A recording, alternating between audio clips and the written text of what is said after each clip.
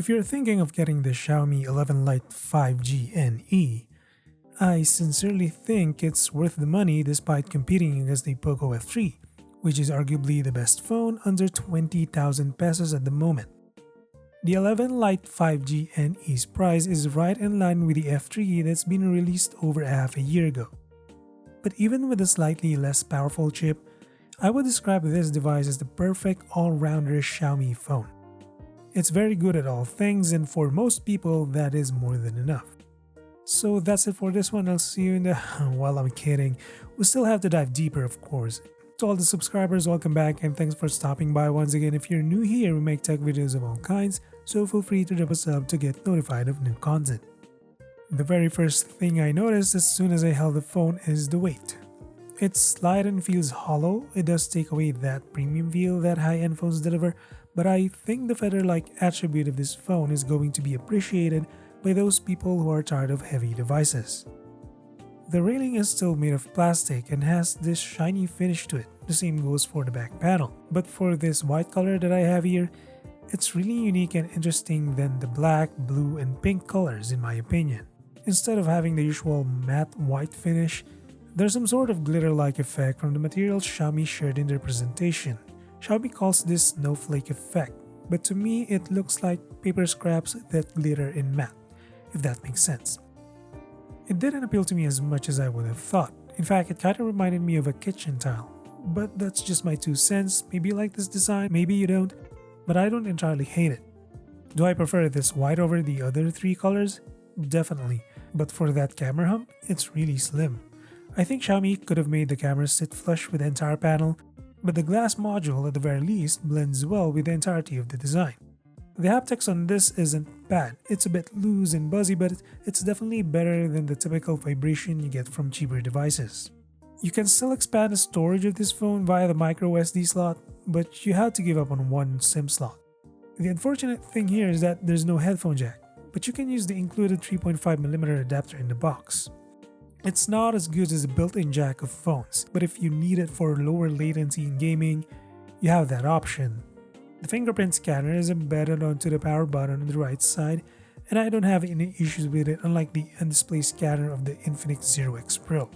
Overall, this is a thin and light phone, even capable of surviving water splashes thanks to the IP53 rating, and maybe even better than the competition like the Samsung Galaxy A52 series, at least on the surface.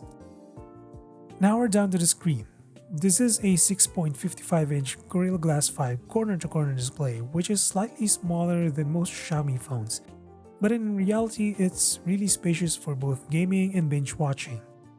Maybe it's the 0.05 difference versus the other 6.5-inch devices, but the display on this phone is both roomy and handy. It feels like I'm looking at the same panels as the F3, but with better gripability and one-handability, if those words are even in the dictionary. But unlike the F3, this phone has Dolby Vision support, alongside a 90Hz refresh rate. Now I didn't realize how important of a feature Dolby Vision is until I watched a Dolby Vision video on Netflix, without knowing that it's a Dolby Vision video. So I started watching Midnight Mass, which is a really dark setting series, so everything is dark and underexposed. I watched it at first using the 11 Lite NE, and I had no problem seeing the details in the darkest parts of the scene. But when I switched to the Samsung Galaxy Note 9, the Poco F3, and even the Xiaomi Pad 5, I had trouble watching. I mean, those devices struggled to properly display the video, especially the Note 9. I know this feature isn't widely used, but when you need it the most, it really does a good job. One thing I would take note of is the way the backs look. It looks gray due to the high brightness setting, but if you combine it with one of Xiaomi's HDR tools, it brings back the contrast of the AMOLED display. I can't really tell if the display is displaying 1 billion colors, but what I can say is that it's hard to tell the color difference between this phone and the F3. Although the F3 has a slightly brighter panel, the 11 Lite NE is bright enough to be used outdoors. As for the 90Hz refresh, as someone who came from 120Hz displays, 90Hz did feel stuttery a bit. However, it did not take that long for my eyes to adjust and perceive the smoothness of a 90Hz panel. Some of you might think that it's a big deal to see 90 instead of 120 here. I think it's not, as this phone doesn't focus on gaming and it's not like 90% of the games out there support 120. Mostly, they are stuck at 60Hz. I think 90 is a great balance between fluidity and battery, as the 4250 mAh is actually an endurer. I was expecting to get 4 hours of screen time a day at most due to the smaller battery, but I was surprised to hit nearly 6 hours of screen time with my typical use of videos, background music, and scrolling. With gaming, you're looking at less than an hour of active use. I think this is an all-day phone with a bit of juice for late-night scrolling. The 33-watt charger isn't the fastest, but topping up in an hour is still fast enough for most people, so no complaints there.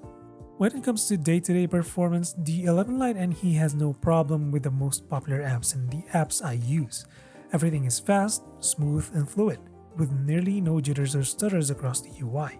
Now, that's a big compliment for this phone, considering it's using MIUI.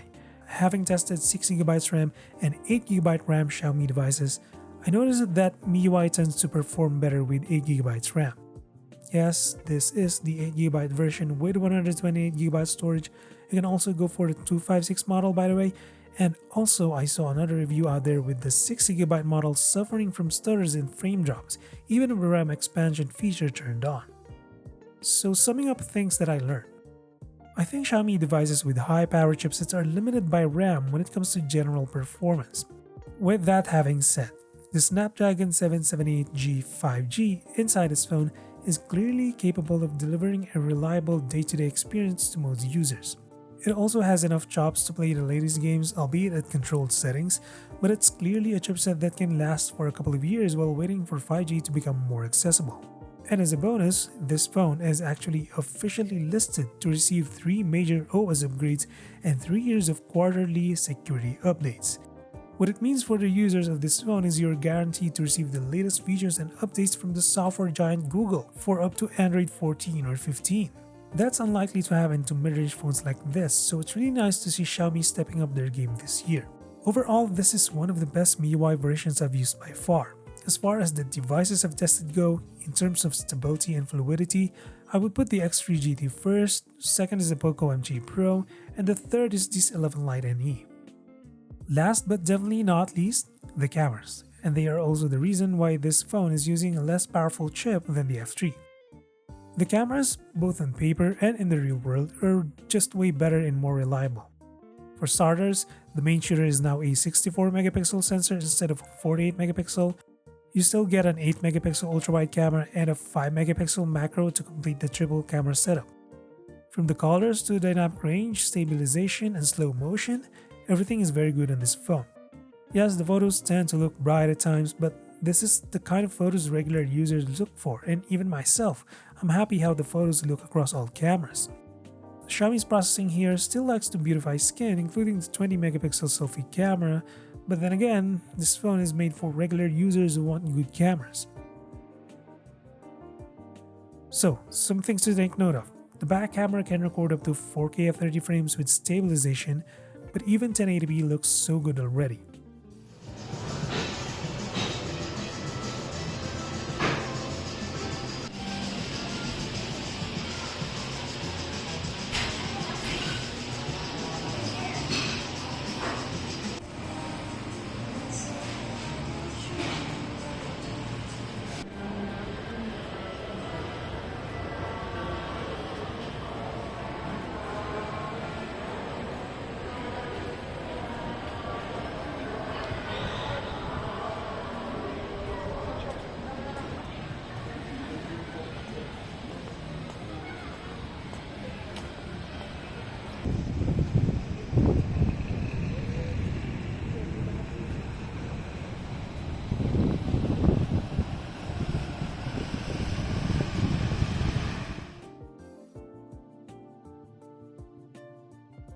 The front camera supports 1080p at 60, but stabilization is only present up to 30 frames.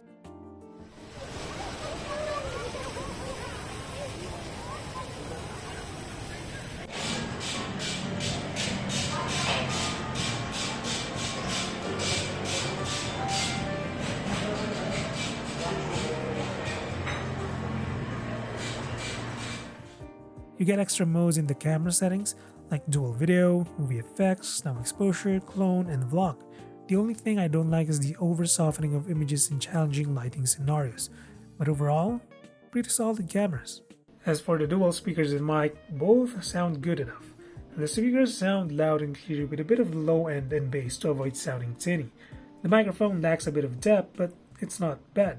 I would say it's above average at best. That's the Xiaomi 11 Lite 5G NE. I was actually pondering whether to give this phone or the F3. The F3 I happen to have is the base model with 6GB, so the software does suffer from jitters. But this phone has better cameras and smoother software performance. I've yet to decide, but as it stands right now, my decision is inching closer to this phone than the F3. The 11 Lite NE, in my opinion, is the best all-around value phone at the moment. It has a lightweight and beautiful design, an all-day battery, expandable storage, 5G, long-term software support, and very good cameras and performance. So yes, go buy this phone. So that's it for this one. Drop a sub or a like if you feel supporting the channel, and until the next one, stay safe.